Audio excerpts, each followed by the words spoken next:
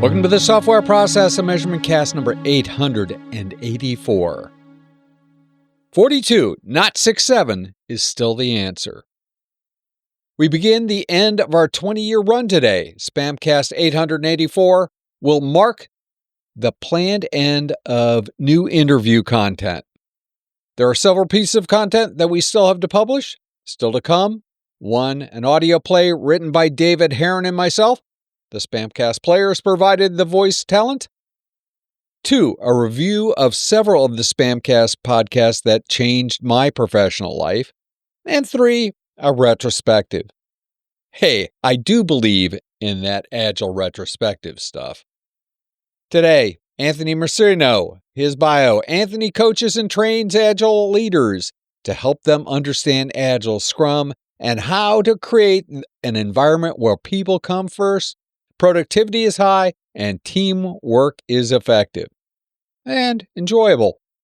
He also is the author of 2 books, Agile Project Management and Emotional Intelligence for Project Managers. Anthony has been a peer, a colleague, and a friend for many years and has appeared on the SPaMCAST a number of times. A fitting end to the planned interview content. Remember, the Software Process and Measurement Cast, the SPaMCAST, is sponsored by Mastering Work Intake, the book written by myself and Jeremy Willits. Starting everything means finishing nothing. Link in the show notes. Love you to buy a copy. I'd love to hear what you think of the ideas in the book. Anthony Mersino, welcome to what may be one of the final Software Process and Measurement Cast podcasts.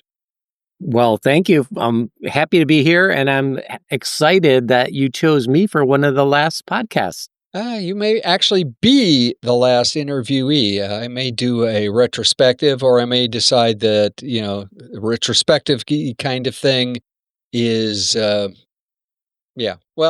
hey, in 2 weeks, y'all will find out whether or not this was the last one or, whatever. Here we go. Hey, Anthony, why don't we, as we're looking at the world around us, and it's been an interesting, at least for me, it's been an interesting ride on this podcast. When I first started doing this podcast, to be honest, Agile had started to get mentioned, but it wasn't the big deal it became. But if you were to look back and, knowing what you know now, all of the people that you worked with, all of the things that you've accomplished, the books you've written, all of that stuff, what would you tell your 25-year-old self to, as sort of a whisper in the ear, if you could go back in a time machine and tell them that? By the way, 25 years, I know that was only 5 years ago, but, Yeah, something like that. That's a great question, Tom, I think. And I'd be curious to hear your answer to that question as well. I think, for me, coming out of college, I did take some programming courses in college. I took Fortran. I did horribly at it. Fortran at that time, there was limited machine runtime, so you didn't get a lot of opportunities to experiment and learn. It was really, you get 3 tries to run your job or it fails. So I didn't have and development wasn't a really strong career path at that time. But I wish I had known to go into development. I think I would have enjoyed being a developer. I think it's where the action is. I did a lot of work that's developer adjacent. And obviously I was a, Scrum Master, project manager, program manager.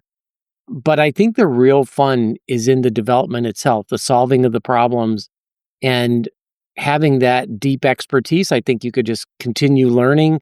Even today with AI, I don't think AI is going to, put all the developers out of business like everybody's wringing their hands about. But I think that's what I would do. I would have leaned into being a developer, a programmer, and mastered that. And I think you'll always have work if you have that set of skills. So is it always have work, or was the problem solving that you would really lean into your 25-year-old self? Well, that's a great distinction. I've always had work, so actually I don't worry that much about always having work, but I think the opportunity to solve problems um, has just grown exponentially. I mean, look at the demand. Look at the signing bonuses they're paying for some of these AI developers, and it's just there's just fun problems to solve out there, and I think you could always find a path and something interesting to work on.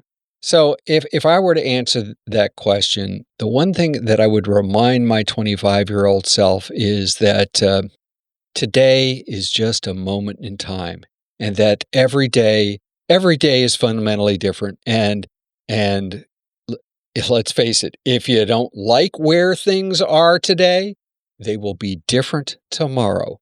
And that if you can recognize that, then in the middle of the night when the pager's going off and the crying girl's on the phone going, Tom, file maintenance isn't running.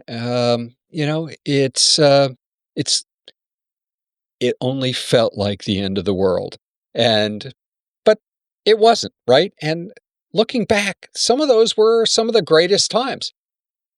I do worry, though. I do worry that people are committing to being things like developers without the understanding that it won't be the same today or tomorrow. And therefore, you always have to be learning. Again, I think knowing you for the past X number of years, the one thing I would always suggest that you have been up to is, learning, experimentation. I remember the year that you decided that you were going to get a different certification, I think pretty much every day, and did that until COVID ran into it and killed it. But me, those kind of experiments are all about learning.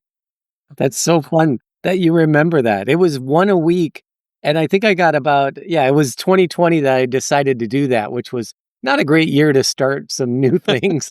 Well, you didn't know at the beginning of 2020. But yeah, I do believe in continuously learning. I think you're absolutely right. Things do change.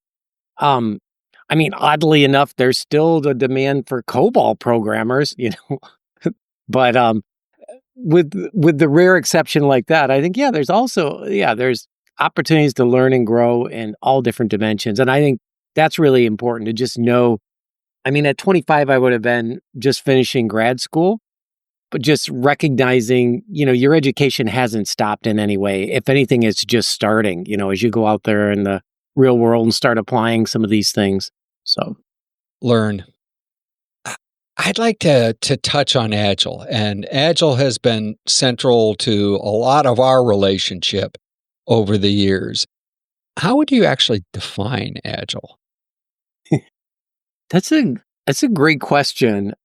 In my training classes, I used to use a definition from Alistair Coburn, um, which just related to collaborating, delivering, reflecting, improving.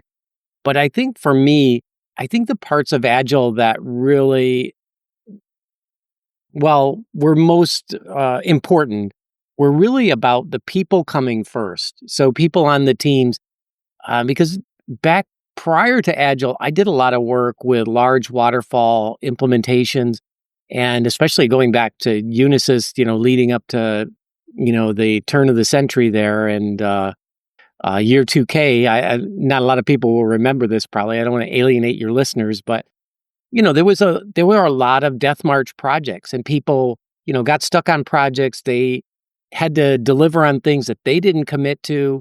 And it was painful. And usually there was like a dictator at the top, telling people what to do.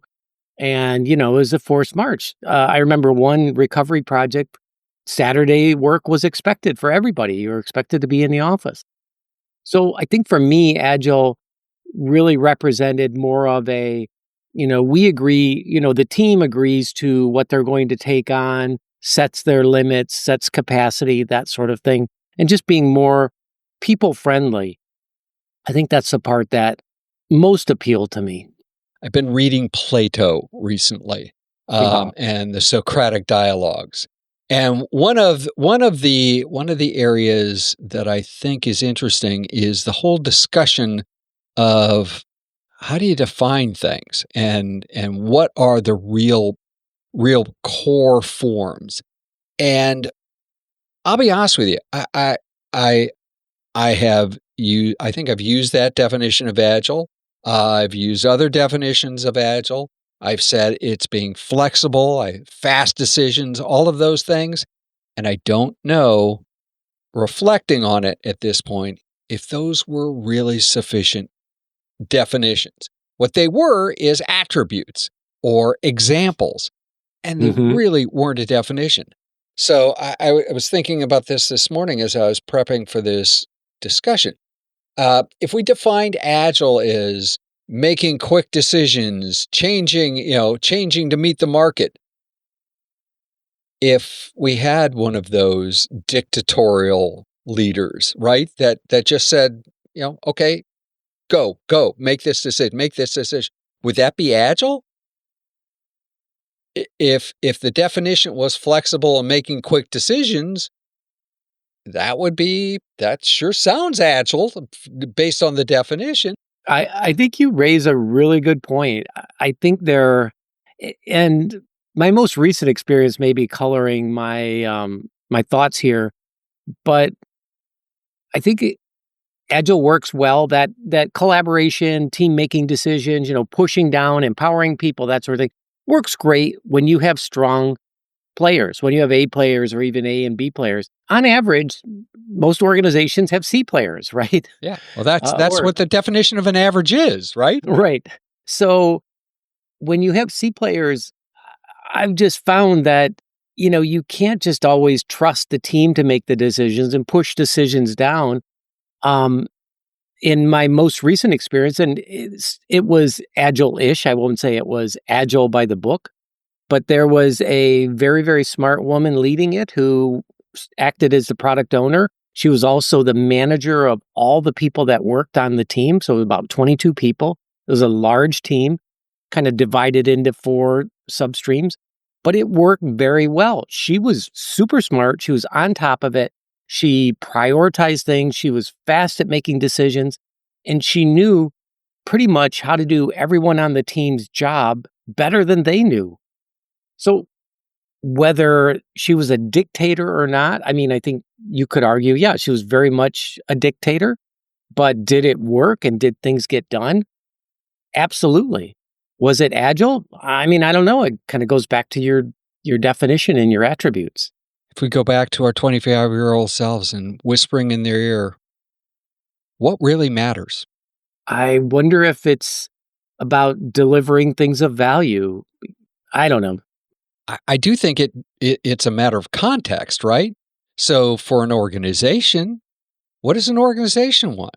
Organization wants things of value, more Right. things of value, as many as they can, humanly get their hands on. As an individual, I was thinking about this again. Yeah, I was out running this morning, and it was, hey, I would have always liked to have felt that I put my family first. I'm not sure I really did, but that would be the value, the virtues that I would want to have, the values that I would want to have. I'm not sure I did, but let's say I did. Those two are at odds with each other. The whole idea of putting people first, as we defined Agile early on, right? Can all of those things actually coexist? Yeah, that's a great question. I recall a company you and I worked together at where we first met. One of the large programs I was on, I had a planned vacation and they were doing a kickoff, and the kickoff was, would have been the second to the last day of my family vacation. And they insisted that I cut my vacation short. So I left my family in Florida and came back up for this very important program kickoff. Today, I'd be like, what were you thinking? Oh my God. But at the time, I was like, I thought I was making decisions based on, what was good for everybody. But Well, interestingly enough, those kind of stories, and I think those things still exist, right? So I was reading an article in Axios the other day that information directly out of an email from a corporate president to all of his people, and it was basically said, "We don't believe in this work-life balance stuff." We being Wow. him. My expectation, our expectation, he used the word our expectation is that you are in the office 6 days a week, putting 80 hours a week in. And if you can't do that, you either quit or I'll fire you. Those are Wow. your options. So we're in one of those, and again, we've probably both seen a number of these um, pendulum swings where work-life balance is really important because it's there's not a glut on the market, right, of people trying to get work. So companies will live with that, and when things get a little bit tighter and the job market is tight and people are fighting for jobs, well, you know what? Simon Legree can jump in and squeeze a little bit harder. You I hit wonder if part of that is backlash from COVID also, because if we look at what happened during COVID, everyone's working from home, and then some people have gone back to the office, but grudgingly.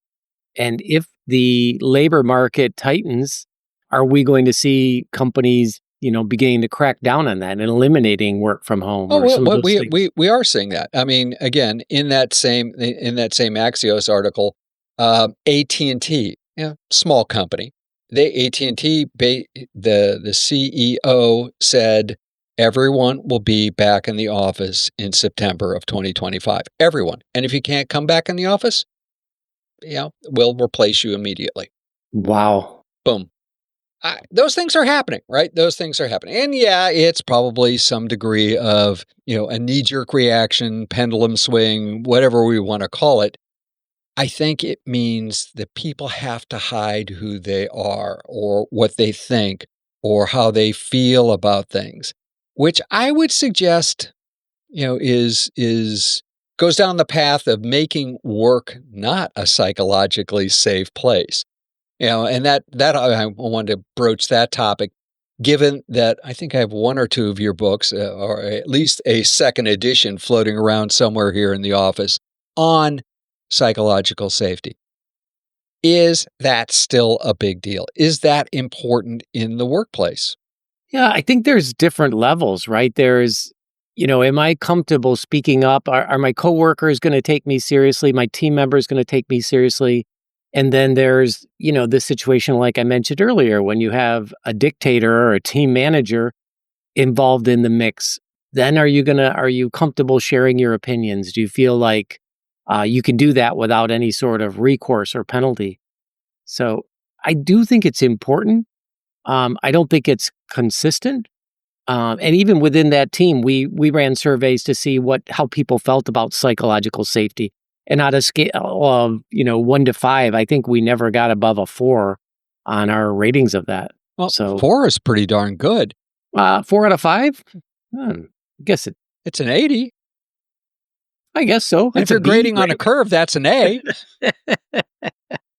So I don't know. I'm sure many of us have to stifle things that our thoughts and things that we might say that might be offensive. I mean, I don't think it's just psychological safety. I think the classic is the space shuttle. The O-rings and people speaking up. And being afraid of saying what they thought was true.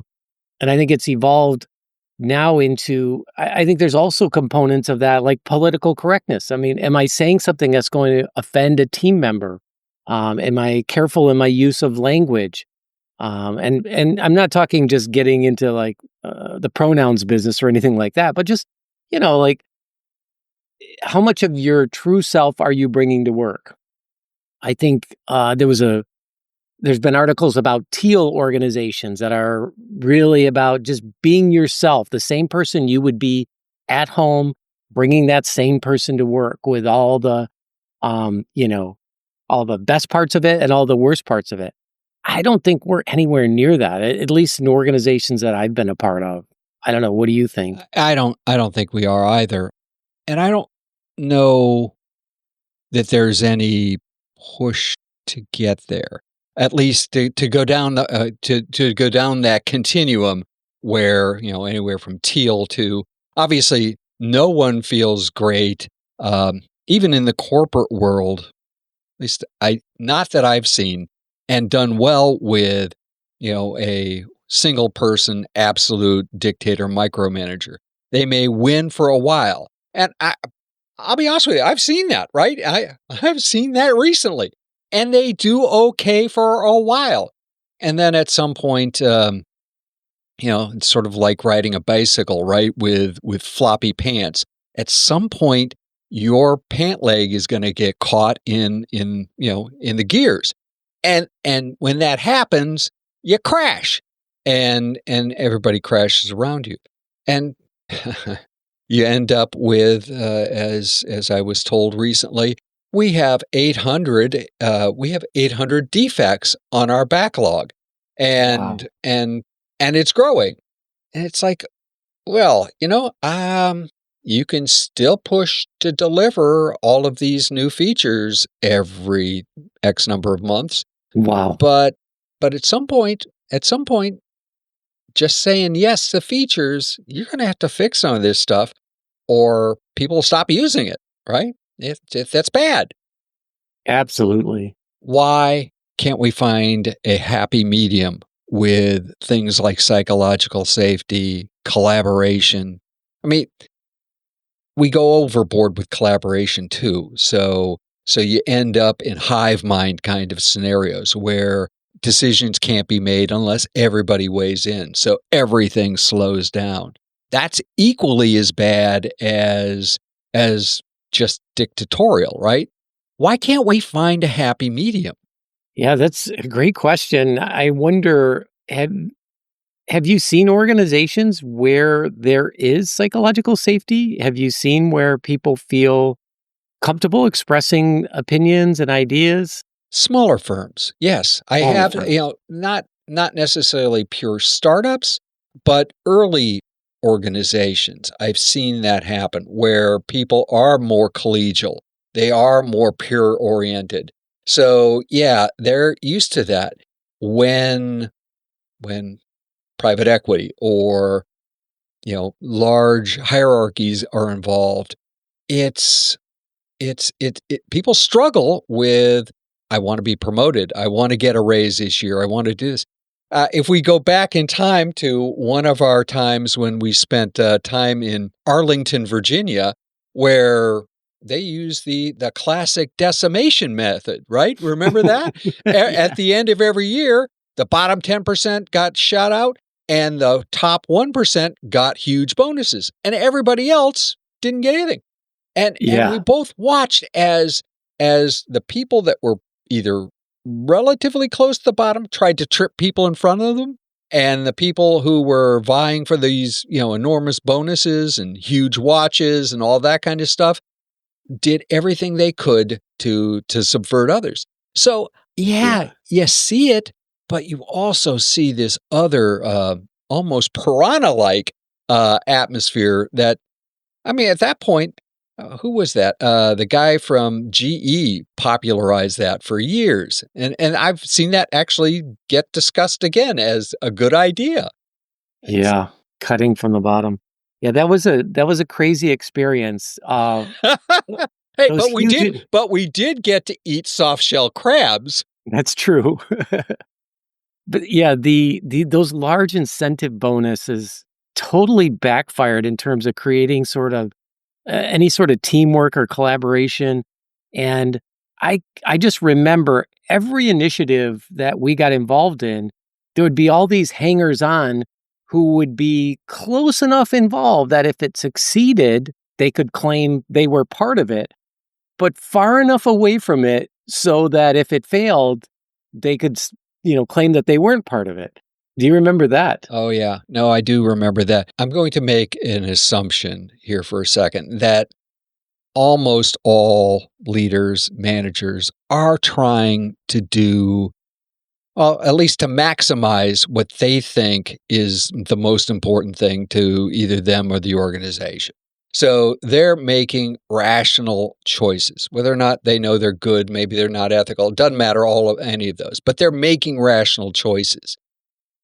Every one of them is so different. Every human being is so different that it's easy for everyone to make a different rational choice and pick a different model. And if they think it worked for them before, they're going to try that first.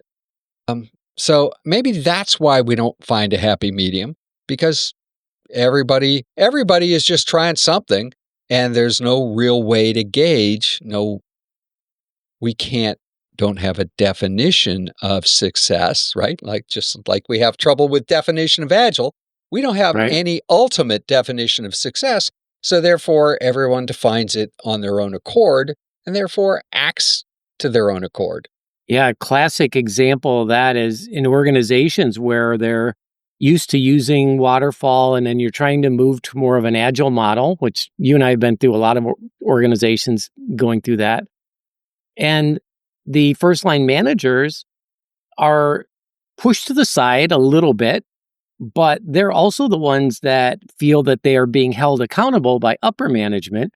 So there's this tug of war to where well, you don't need to come to all the meetings, and you don't need to come to the daily stand-up or the retrospective. And they're like, oh, I absolutely do have to come to all those meetings because I'm the one that's held accountable. So that's tricky as well. Like the first line manager role in all this, it's pretty important. It is. And the model of Agile, whether it's Scrum or any of the classic, really have never dealt directly with that. And steadfastly, important, but we're not going to define it in kind of scenario. Or we're not going to wrestle with, what is that? Enable. Your job, Anthony, as first line or middle management, you're here to enable. We get back to definitions. What in gosh name does that word mean? And how do I do that? And if I do it, how then do I get promoted? Because we live in a pyramid-shaped hierarchy. And I have to make sure that I elbow out everybody else if I'm going to get to the next level. Absolutely. Very, very little collaboration encouraged. Other than learning how to sharpen elbows. Right.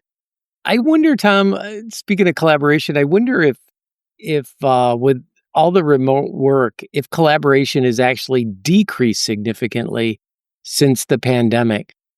Because I know for myself, I guess my own personal observation, having worked as a coach and then as a delivery manager for the last couple of years, I feel like collaboration is really low. There's less ad hoc or, impromptu meetings. There's, just you have to make an appointment to collaborate with somebody, and most people are busy. So I don't know. What's your thought? I agree. Well, especially since you can't just do it in the, the lunchroom or the coffee room or things like that. You can't do those sorts of ad hoc because they don't exist. We're at best in many organizations, we're hybrid, right? And when I'm there, nobody else is there, and so I just sit in my cube and Zoom people somewhere else, kind of thing. Right. Hybrid. I think hybrid ended up being the worst of all scenarios. But agreed. So no, I think the collaboration in terms of rubbing elbows and things like that, those sorts of things were less. What I have seen, which I think is more problematic, is this insistence on using Slack and email as a hive mind kind of scenario. Again, it's like all conversations are ping pong either on Slack or on email. And you have those all that happening all the time. So therefore, if I'm sitting working, let's say I was sitting and I was doing this earlier today, I was working on a presentation that I'm doing for the Scrum Masters of the universe. But at the same time, I had my email up on another machine and was watching things go by. And how many times did I allow myself, my train of thought to get interrupted? We've substituted these intimate, real quick hitting meetings for this ping pong stuff. That means that all of us are constantly distracted, which Absolutely means output is less. That's such an important point. Every time we're interrupted, getting back to the context of what we were doing takes at least, it depends on what you're doing, but 5-10 minutes it could take to get back to the place where you were thinking. So yeah, I agree. The most recent work that I did, we had MS Teams and we used Teams similar to Slack. There was a constant thread of interruptions coming in.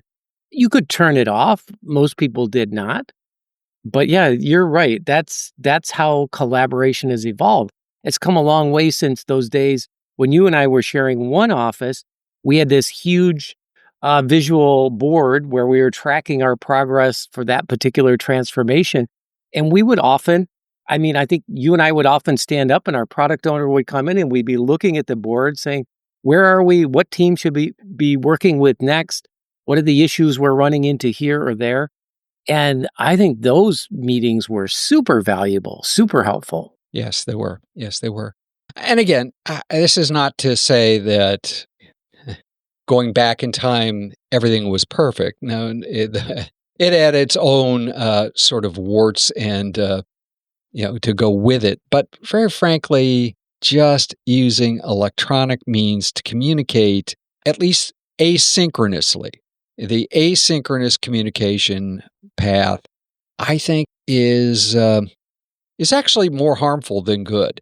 It solved the problem of pneumatic tubes back in the CIA back in the 60s when, again, I've been read Cal Newport's A World Without Email book, which I heartily recommend.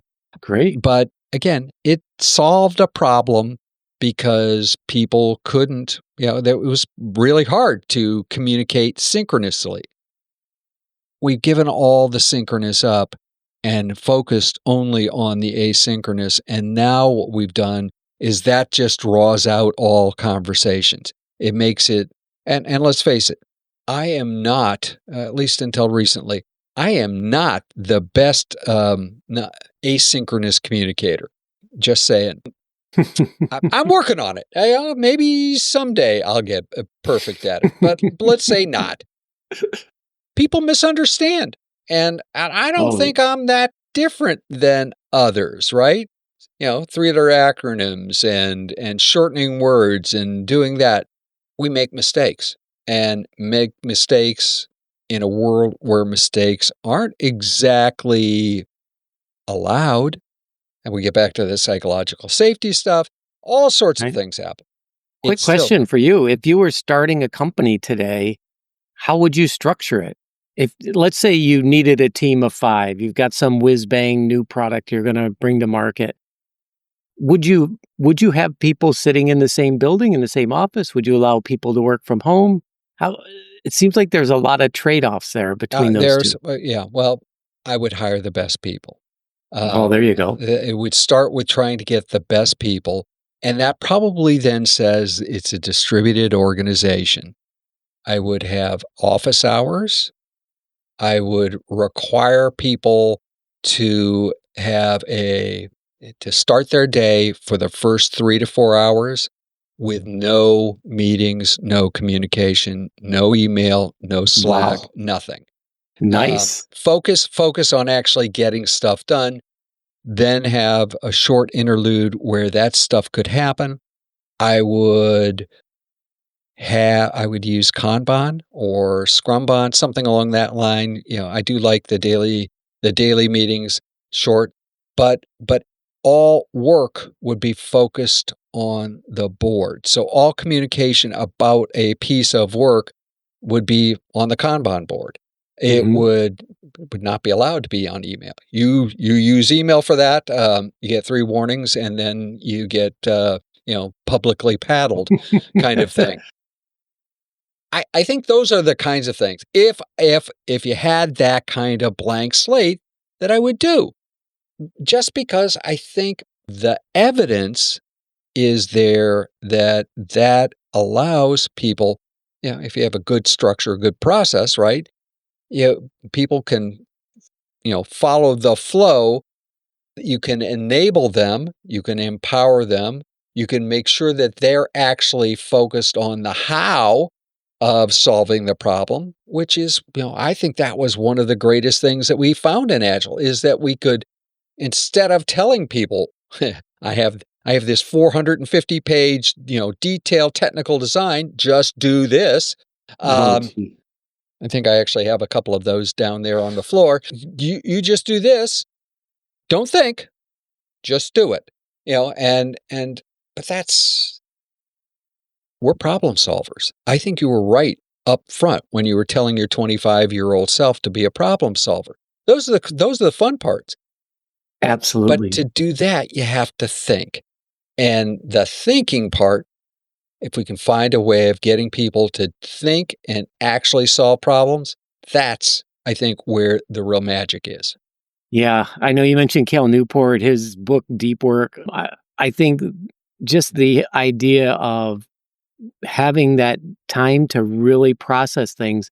In most work environments that I've been in over the last at least 5 years, there's very little of that, where you can really sit down and deeply think about a topic and really be creative and come up with some different ideas, different ways of looking at it. If we're always being interrupted every 2 minutes, we're not going to get there. Or if we're monitoring your keyboard to make sure that you touch it every 3.2 seconds. And if you're not, then obviously you're not working. Right. Thinking and doing. Yeah. 2 different things. Anthony, this has been marvelous. If you woke up tomorrow morning, someone handed you, a good macchiato, 4 shots of espresso, maybe even a shot of Tabasco to go with it. Tabasco macchiato. That would be an interesting. It's like, I wouldn't drink that, Tom. I'm not sure I would either. But and a magic wand, and said that you had 2 wishes, and you could spend those 2 wishes on making the work world a better place. What would those 2 wishes be, and why? Wow, that's a tough question. I did not see that coming. I think my first wish would be that everyone has an opportunity to do work that they're good at, which usually means work that they like or love. I think a lot of people, well, I shouldn't say a lot of people. I know of people who stuck in poor jobs or with bad companies or poor careers because they were too afraid to move and ended up just not really enjoying work. I think you're a good example of somebody who clearly enjoys their work. You've been for free doing this podcast forever and ever and ever, blogging, over 20 years, reading and rereading great books, and then having a day job.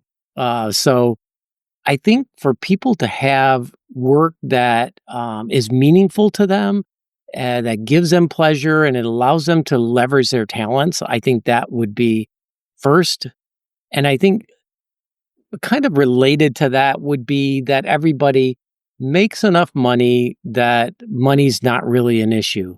So, some sort of basic level of income, not that they're necessarily buying that new Maserati, but that they, have the basics covered for them. I think that's what I would wish for. I can't argue with either of those 2. Anthony, this has been marvelous. Who knows? Maybe in 20 years, we'll have a retrospective on the last 20 years. So thank you again for being on the Software Process and Measurement Cast. My pleasure, Tom. How many times is this for me? 3 or 4? I think it's 3 or 4, yeah. It's been maybe few. 5 even. Yeah. Anyway, it's been lovely. Thanks for all that you've done for the community. I appreciate you.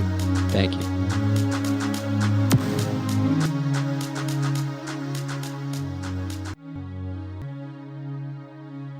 Next, we'll have a short hiatus while I work on the audio dramas. Maybe 2 weeks, maybe 3, about that. And then we'll drop the audio drama. I think I'm going to do that in a couple of chunks. Remember, if process improvement is a never-ending journey, why do so many people ask, are we there yet?